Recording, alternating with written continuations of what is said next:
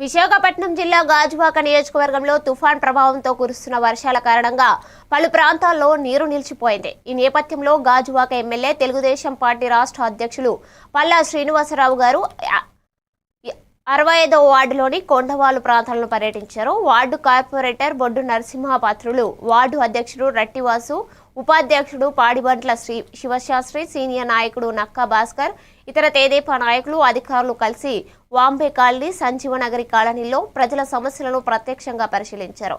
ప్రజలకు తక్షణ సాయం అందించాలంటూ అధికారులకు సూచనలు ఇచ్చారు.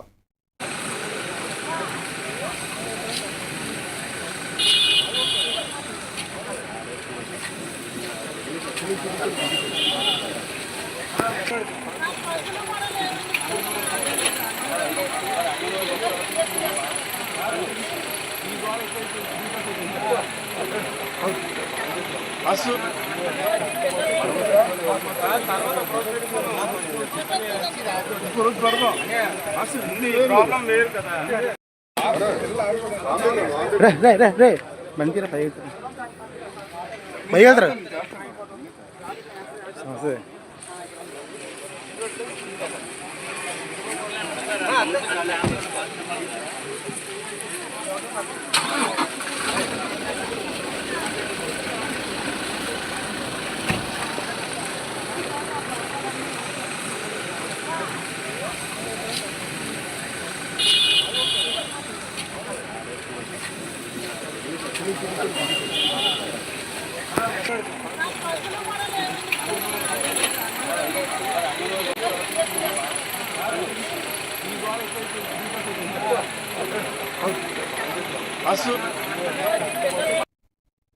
విశాఖ